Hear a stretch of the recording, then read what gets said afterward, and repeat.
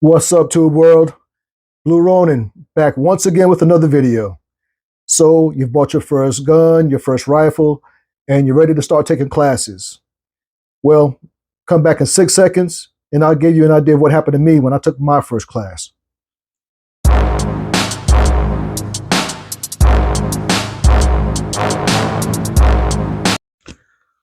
What goes on, America?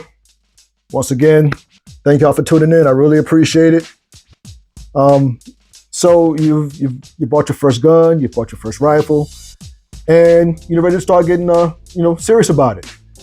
And so today's topic is really all about training and why it's so important. At least to me, it's important. And I just got to give you guys an idea of what to expect if you've never taken a training class before. If you're in the process of looking at different options available to you, and you're thinking about signing up for your first class. Hopefully this will help you out with that, as far as what to expect from the point after you pay for the class and you're on your way to wherever you're going to start doing whatever training you're going to do. And so I'll just give you, like I said, the benefit of my experience. Now, let me start off by saying I've only had 3 classes. I've only taken 3 classes, and it's been, they've been spread out over like maybe a 3-4 year period. I mean, that's nothing to be proud of, I know, but that's just the truth. But the main thing that I really wanted to do was, when I started getting into this lifestyle, was to have some type of solid foundation as far as what I'm doing with the gun. Okay, because at that point I was just really I'd shot guns out in the woods with my cousins and stuff like that. But I've never owned like a handgun, or especially something like an AR-15. I mean, that was just back in the day, that was just unheard of. So, like I said, all this stuff for me is just relatively recently, within the last 5 or 6 years.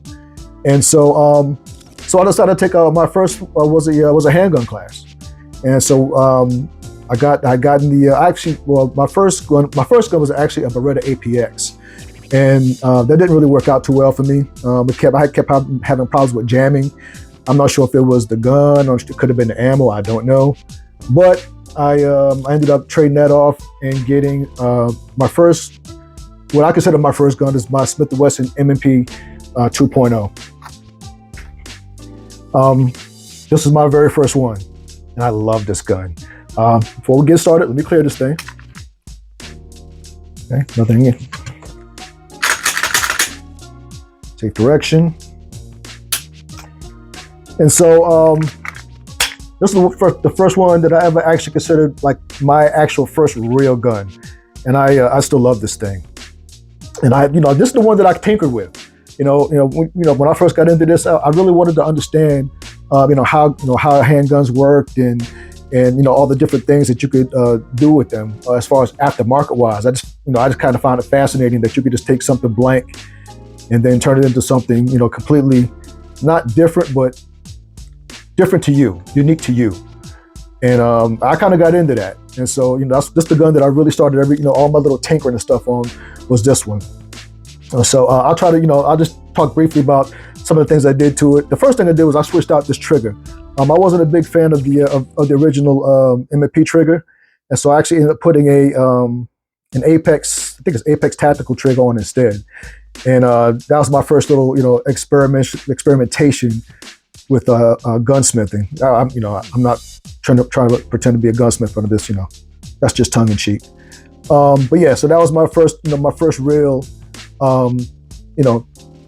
job as far as switching out original parts for aftermarket parts. And that, I had a little trouble with this at first. I made a mistake. So I put the original spring back on the new trigger, and it wasn't resetting properly. So I had to kind of figure out what I did. So I put the trigger the spring that came with this trigger on instead, and I haven't had a problem with it since. So just a great trigger from Apex. I put a Streamlight TLR-7A light on it. Just one of the early models. Put some Talon slide grips, an extended paddle mag release, a Hollow Sun 507K ACSS, and actually had to put a trigger plate on this. I'm going to take this off at some point. and I'm gonna have a mill so I can set this thing flush to the slide, because I don't really like that plate up there. But this particular slide wasn't designed for an optic, so I'm gonna have to go back and have this mill so I can put the optic down flat on the slide, and I put a fiber optic side on it as well. So just a great little gun. But this is my first one, and so it was a handgun class, and I learned a lot of lessons that day about doing some training. First thing I learned was, if you're going to take your first class, do not overdress, especially if the weather is warm. And the problem that I had was I had been looking on YouTube and stuff and looking at how these guys are dressing. So in my mind, I thought that was going to be the norm. okay, I'm laughing at myself because I'm so silly.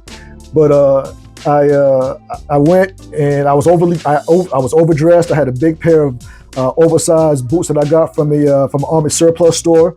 They were about a half size too big, but I just wanted them so bad because they looked so cool. I was like, I'm gonna wear them anyways, and so they were half size too big. I had some. I was just overdressed for the occasion. This was in the summertime, and like I said, I thought that's how everybody was going to be dressed when I got there. Turns out I was the only one dressed like that. Everybody else had a pair of jeans on, sneakers and stuff, and I'm the one out here looking like a fake ass Rambo. But yeah, so I was overdressed. And so it started getting hot, and I started sweating really, really bad. And I started feeling weird. So I went to go. I had a little tent set up out there, and so I went and sat down in the shade and tried to cool down, and so I started feeling better. So I went back out on the range, and they were lined up 2 by 2 doing drills, and it was my turn to go up and attempt to drill. And I just, I started feeling weird, and the instructor asked me if I was okay, and I was like, yeah, I'm not feeling well, and that's the last thing I remember. I passed out right there in the instruction area. So it was probably one of the most embarrassing moments of my entire life. But the one positive I can take out of that is that, one, I learned not to overdress, and two, to have better options as far as hydration is concerned. I had a few bottles of water, but I also had a couple of I think small cans of soda, which was a big mistake, and for me anyways. And so I didn't have any hydration powder. I didn't have I should have had more of that and more and less soda. And I learned just don't overdress. You have to dress for the occasion. So that's the first lesson, the first main real lesson I learned as far as taking a class is concerned. And so I'm just going to tell you what I think. If you're taking your first class, what I think, what I've worn pretty much since. But especially if it's a handgun class, you're not really going to be doing too much as far as running around and diving in dirt and stuff like that. But the one thing I would definitely bring is a hat. I know people train all year round, but I'm really specifically speaking for when the weather's warm. You always want to wear a hat. Obviously this is just a mesh baseball hat. Got this several years ago, Will Smith & Wesson, and a hat is always good to have, especially when the sun is out. And these are the Smith & Wesson training boots. I guess you could think that, my first guns were Smith & Wesson, so I was kind of a Smith & Wesson head, and still am. I still really enjoy Smith & Wesson, but I was really into the everything Smith & Wesson at that time. But these are just some training boots that I picked up from. I didn't even know they made boots. They make everything else, so I guess I should not have been surprised. But it was just a good solid pair of training boots that actually fit. These actually fit me the way they're supposed to, and so no more oversized boots for me. But these have held up well so far. Like I said, I've only had 3 classes. I don't even think. I didn't have these obviously in the first class, but I bought these prior to that. After that, excuse me. And they've just been, so far so good. So they are waterproof. But once again, when it comes to waterproof things, I always keep a pair of waterproof socks to go along, because you just never know. All right. And these are just a pair of, I guess you could call these tactical pants. They got, several different pockets. But the reason why I got these and a pair of these black ones and a pair of OD green ones, was because they're relatively easy to clean. Now, in the classes that I've been to, the vast majority of the people there have been wearing jeans. So if you got a pair of jeans that you don't mind, getting dirty, especially as you rise up into different types of training. If it's just for a handgun, you're probably not going to be, like I said, you're not going to be running around, rolling around on the ground or anything like that. But if you're going to, starting like rifle training things and things of those kinds, then I would, jeans are still fine. But that's why I got these, because these, like I said, they have several different pockets for magazines and different things, and they're much easier to clean, and they're in they're dark color, so you can get the stains out of them a little bit easier. And so, but other than that, if you just have a pair of old jeans that you don't mind, beating up and getting dirty, then that's fine too. That's what the vast majority of the people there wear. And of course, if it's if whether it's cold or not, if you, like I said, you want to dress appropriately. And so, one of the things you have to, I'll just try to give you a little bit of background about the process as far as how it went in my home state. I live in the Carolinas, and the good thing about living out this way is that there's an abundance of training out here. Not that I've been to an abundance of it, but there's a lot of training to be had out here, and that's just a great thing, because it gives you a lot of different variety as far as training options are concerned. And so, you go online, you look around, you see something that you want, you sign up for the class, everything goes through. So once you get there, you're going to see a whole bunch of different people. Okay. Now, in my experience so far, most of the people that I've come into contact with have not been people from my community. But I knew that going in. I knew that was going to be a possibility. And, my first class, I'm not going to lie, I was nervous as hell. I've never been in a situation like that before, with people I did not know who were all armed. I couldn't even tell, originally I couldn't even tell, who was who as far as instructor was concerned, because everybody was just dressed the same. But anyways, it was I'm not going to say it was nerve-wracking, but I just didn't know what to expect. It was just a whole new environment for me. But I was determined to try to learn how to use this handgun in a responsible way. So I didn't let that stop me. And so, it's not like I haven't been around, people from other communities before. I mean, this is America. So, I grew up around others, and especially white folk. I grew up around them. So, I'm not unfamiliar. But like I said, but guns make a difference. You don't know what people's mentality is. You don't know how how they're going to look at you. You know what I mean. But you can't let that stop you. And so that's really the main thing I want to get out to folks, especially for folks from my community. Okay, we need to train. Okay, we need to train. And don't let the fear of going outside of your circle. Don't let the fear stop you from doing what you got to do, because the reality is, depending on where you are and depending on what the gun laws are, you may not have a whole lot of training options. But don't let that stop you.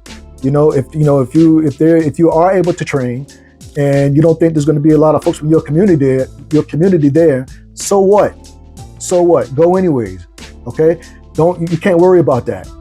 All right. You got to go in there. You got to get your training. And so, that's just life. That's just kind of how it is, at least for now, anyways. And so, so you're gonna get there, and you're gonna have to sign a waiver saying, that the class, doesn't have any kind of liability for, accidental shootings and things of that nature. This is something that you have to sign in order to take the class. So, just understand that.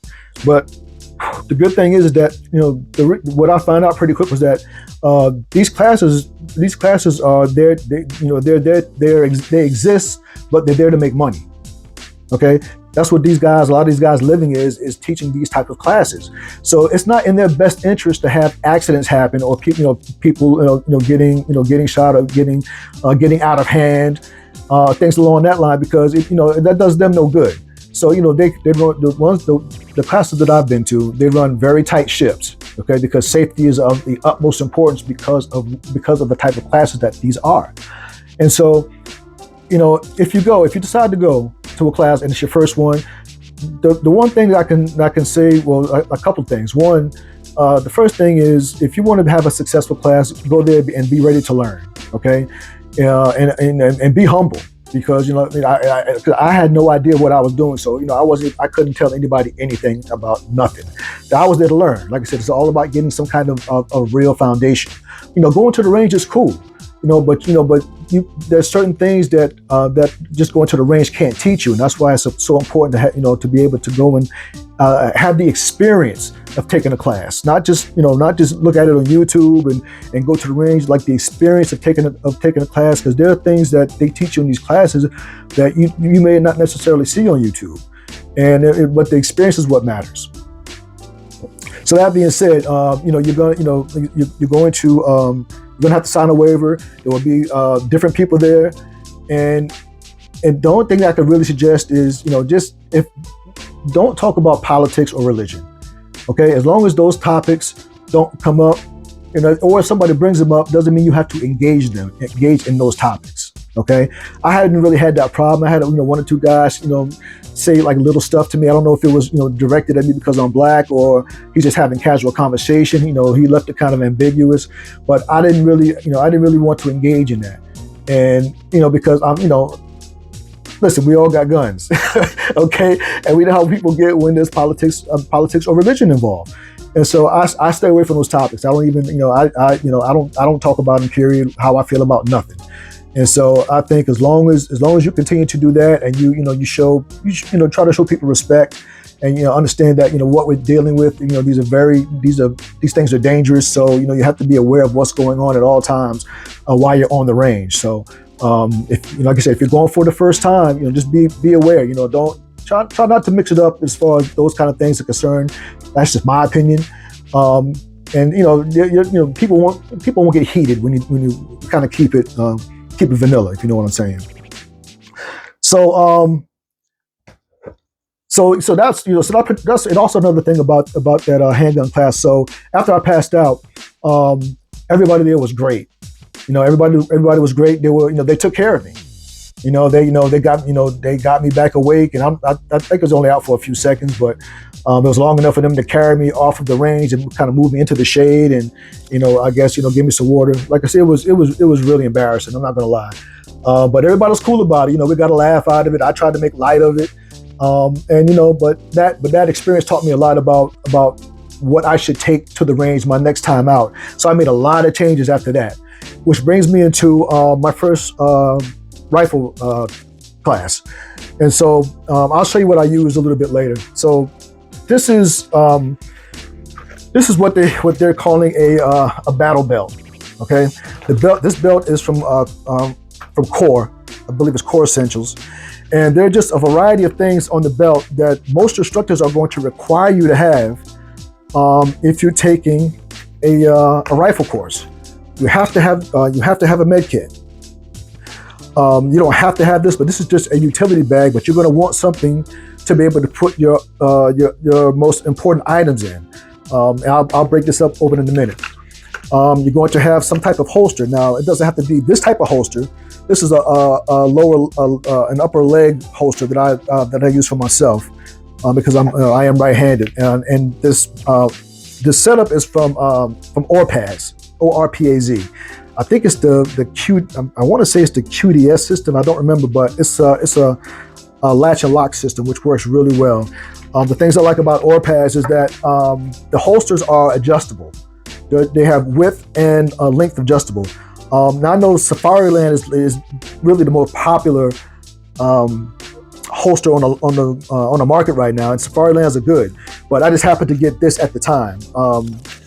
And I've had this particular one for a while now, but this is the name brand, it's Orpaz, and it's just a really good, this particular Orpaz system is just a really good locking system. Now I can take this holster out. I've got a holster for each one of my defensive tools, so I can just unlatch this holster and then put the holster that I need. I don't have to worry about adjusting, every single time, because some of the holsters, they come in different sizes.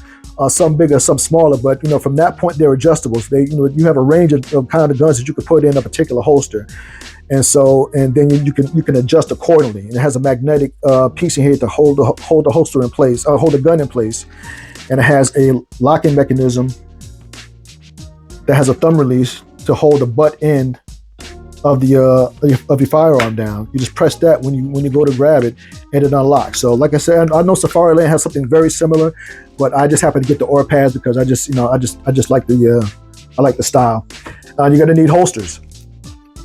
This is a double handgun and magazine holster. There's two of each, and this is a dump pouch.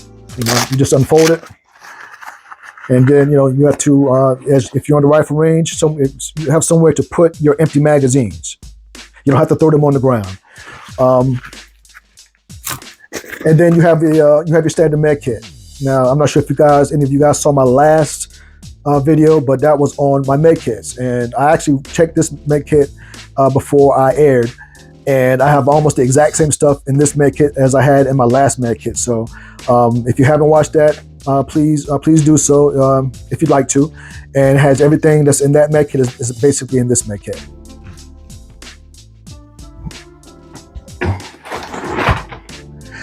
And you're going to be required to have earphones.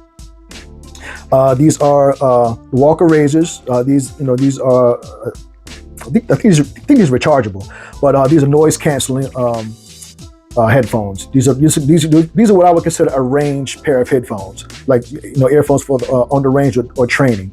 Not as opposed to ones that like I would probably use in emergency, like you've seen in my other videos.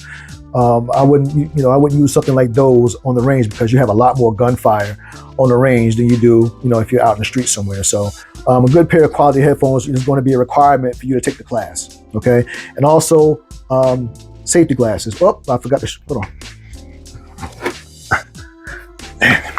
You guys made me forget. So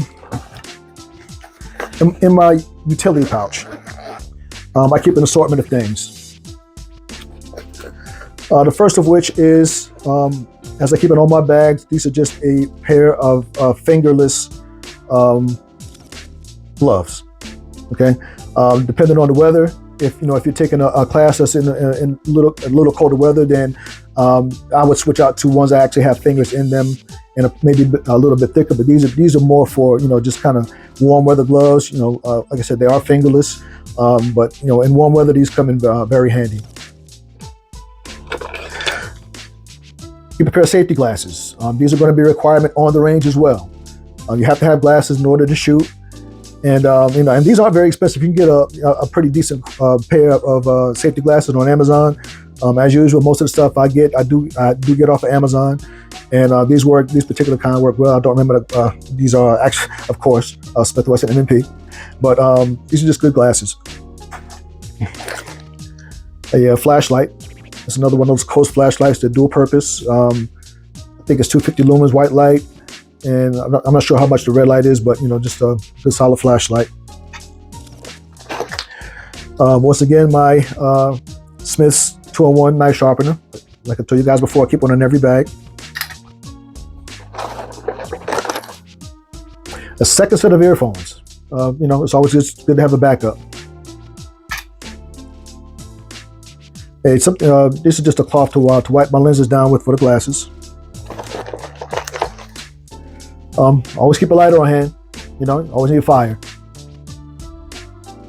I guess that's the caveman in me. Keep a little cheap multi-tool. I bought a couple of these off Amazon before I started getting the Gerber NXT suspension. So I did this. Was one of the first ones I picked up. Well, it's just, this, like I said, this is just for the range. This would not get everyday use. But like I said, I just have just always good to have something, at least in my opinion. Just for little, just in case situations like that. So I know I didn't spend a lot of money on this. Probably $20-25. And like I said, I'm pretty sure it's a little Chinese multi-tool. But like I said, I wasn't really trying to get anything overly expensive. But that's what's in this bag. Just some extra batteries and a couple of screwdrivers. Okay. I believe this is the Civivi Praxis. I know you guys have seen the Praxis Mini on a couple of my videos, but this is the daddy to the babies. It's the Civivi, just nice sharp folder. These are just really, really good knives. And just got a nice edge. They keep a nice edge, and it's got a nice point on it, and just great knives from Civivi. I keep an extra holster adapter. I don't know. I'm just anal, I guess. I know it's not coming off, but I just feel better having an extra holster adapter in here, just in case something happens to the original one. And a Write in the Rain notepad and pen. Well, actually, that is Write in the Rain. There's no Write in the Rain notepad and pen. Because you never know if you're gonna have to take notes while you're on the range. It's always a good idea if there's something you don't understand or something you want to question the instructor about later on. Just write it down. If you have the opportunity, usually they'll go ahead and if you have questions, you can just raise your hand at the class at any time in the class, and they'll answer your question right there on the spot. But like I said, you just never know when you're gonna need something to write. You could be another person's number. You just never know. So it's always good to have a notebook at hand. Because when the weather's bad, and you still want to train, but the weather's bad, which actually brings me to my rifle classes. So the first two classes I took were in inclement weather, and so but what I used was the very first AR that I bought was the Smith & Wesson M&P Sport. And I've made a lot of changes to this. This is another, Frankenstein AR that I put together. I did the vast majority of my experimenting with, just different parts and really just kind of see if I could do it or not, because I just found it so, there was just so much aftermarket support for so many different things. I mean, just, this world is just, there's just so much involved in this lifestyle that I just had no idea. And but this was my Frankenstein gun, and this is the one that I took both training classes with. I don't know if you can see the mud, the red mud inside the exhaust port cover. It's just, I don't know. I've got scratches everywhere on this thing. And I've actually, retired this AR because I picked up that BCM4, which is a little bit lighter than this. Even though this is just still a great shooting defensive tool, but I want something. Like I'm getting older, and I want to lighten my load as much as I can. So that's really the only main reason that I really stopped. I will stop using this and just basically having this as a backup. But I just did a lot, I just put a lot of small details into this, and I put a drop-in trigger for the first time, just the same stuff that, if you guys have seen my other videos, it's basically the same stuff, because I guess I like, things to be consistent. And, so I won't go into the whole 9 yards, but, pretty much the same stuff from the first video where we were talking about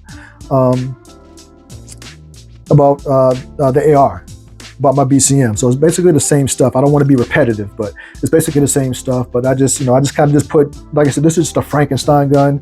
I don't know. I just found, and it's changed over time. And finally, I ended up getting an ammo box.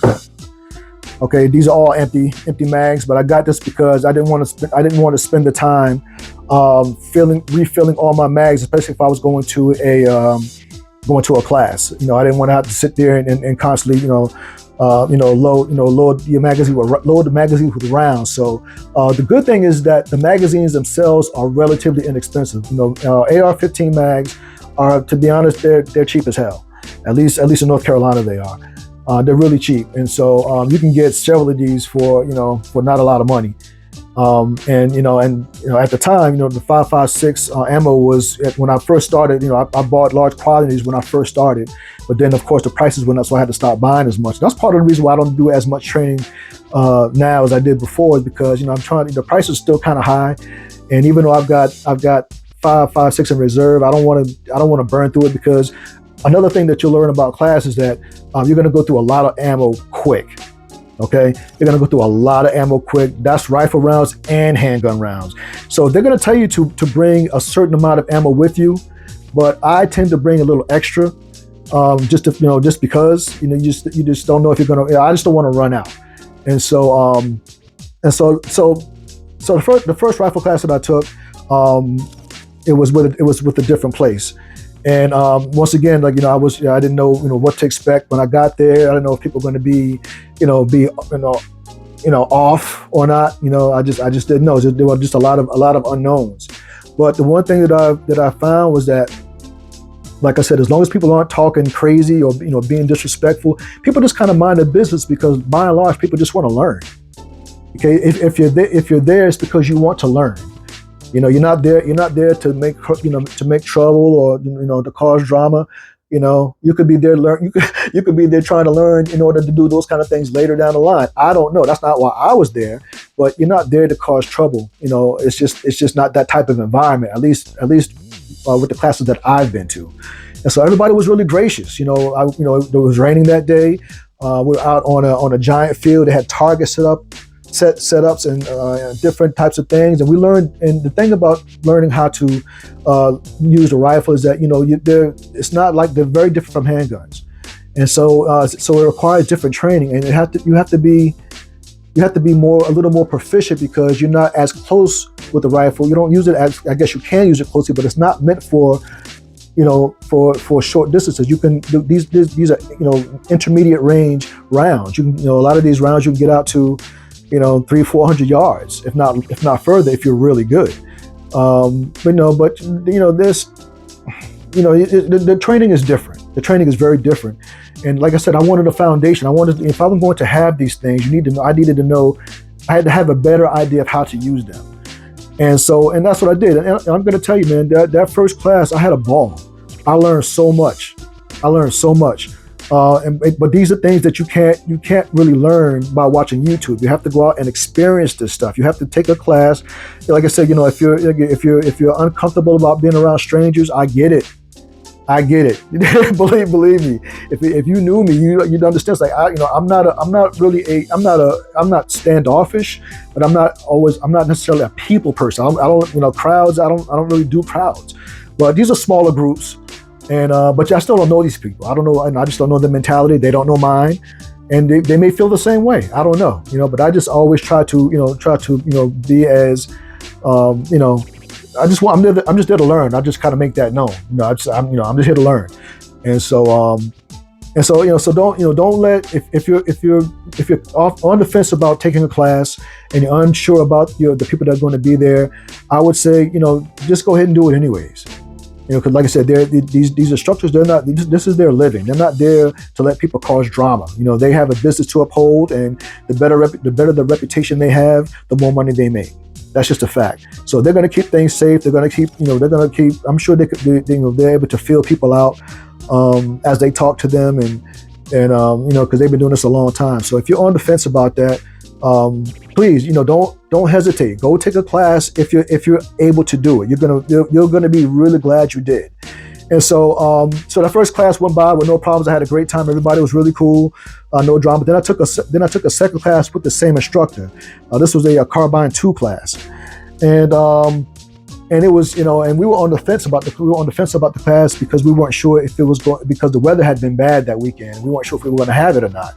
And everybody we'd already paid our money, and the instructor was like, we can still have the class, or we can wait until there's another class and you guys can sign up for that, or I can give you your money back. And I said, I just basically said it didn't really matter to me either way, because it was about an hour's drive and it was really raining. But I was like, but I was down for the experience, and so everybody agreed that they want to take the class, so we took the class, and it was one of the best decisions I made to go, was because the weather was so bad. That was the reason why it was such a good experience, because it was just red mud and rain everywhere. We were all absolutely filthy, but I learned so much in that class. I learned about proper footwork. I learned about different firing positions. I learned about trying to change a magazine and chamber around with one hand, which is extremely difficult to do if you've never done it before. So, but you learn these different kinds of things. You learn how to try to shoot on the move. And if you think shooting while you're moving is easy, and you watch these Hollywood movies and guys are jumping over stuff and shooting on the move, and that's absolute garbage. I'll be nice. I'll be nice. They say that's garbage. Shooting on the move is really, really difficult, and you don't get good at that without a lot of practice. And I learned that the hard way. That's all that Hollywood stuff. It's you have that takes practice. That takes practice. And so, but there's a lot of classes that I want to take. And like I said, at this particular school, like I said, it's probably about an hour and a half away from me. They teach a wide variety of things. I really wish I could tell you who they are but I don't want to, in case I say something that may offend people. I don't want to associate myself with them without their permission. And so, but they just offer a wide variety of classes, and I'm so grateful that they're within driving distance for me. But they just teach all types of different stuff that you wouldn't expect a school, a self-defense system to have. Just a wide variety of things. And it's just, I have fun. I have fun when I go to take a class. And so because I learn, I'm there to learn, and I'm there to gain experience, and I want to do it more. I really want to do it more often because it's actually a really fun experience. But it's also a day-long experience. So you're going to be there. You're going to be there at least 8 hours. So expect to be there all day, but you're going to learn a lot. You're going to learn a lot, and the day's going to go by really fast. So I sound excited about this because I want people to understand. Don't be afraid to go get some training. If you've never done it before, if you're thinking about it, don't hesitate. Don't hesitate. Go get yourself some training, especially if you're from my community. If you're from my community, okay, go get some training. Please do yourself a favor and train. At least get some kind of foundation so you can build upon that, because that's what I need to do. I need to build upon. I've taken the basics, and one thing a wise man told me not all that long ago is that shooting is a perishable skill. Okay, it's a perishable skill, meaning if you don't do it with regularity, you get back to sucking real quick. Okay, so going out to the range is fine, but as far as actual physical training, okay, that can't be matched by YouTube or target range. You have to go out there and get the actual experience. And I'm not a young guy, because I'm in my mid-50s. But I'm trying to run around and kneel down, and I'm just covered in mud, but I feel like a little kid again. I'm just going to be open with you. I feel like even though these are dangerous weapons, I get that, but just the playing soldier, but more importantly, just learning. These are life skills. If you want to try to defend yourself and your family in these modern times. Okay, so I would strongly suggest anybody who has not done any training before, if you're considering going to get some training, do yourself a favor. Do yourself a favor, and if you're able to find some firearms training, rifle training anywhere in your area, do yourself a favor and go do that. You will not be disappointed. All right, don't worry about how other people are gonna react. Just go. You know why you're there. Okay, you know why you're there. Go get some training. And like I said, do yourself a favor, do your family a favor, go do some training, and you will be better off for it. Just the experience itself can't be matched. So go ahead, if you can. I know times are tough for everybody. That's why I'm not doing it as often as I would like, because I've got other responsibilities in life. And as much as I enjoy training, I would love to be. If I could, in a perfect world, I would go at least twice a month, maybe 3 times a month. If I could afford to do it, I would definitely do it, because I think it's worth it. But anyways, that's all I got to say. I've already talked about training and why I think it's so important. Just always, like I always say, just be a really crappy victim, man. I'm trying not to curse. That's crappy isn't the word I want to use. Okay, but I try to be responsible. I got family watching these videos and stuff, so just be a really crappy victim. Okay, don't let anybody do to you. Try not to let anybody do to you what they want to do. Don't let them just do what they want to do, if you can help it. I know sometimes things happen. You can't always be aware of your surroundings, but try to give back what they give to you. Okay, don't just be a really, really crappy victim if you can. So that's all I got for this week. Hopefully you guys will be back for my next one. I'm on the fence about what I'm going to talk about next time around, but I'll figure something out. But anyways, I'm out of here. Later.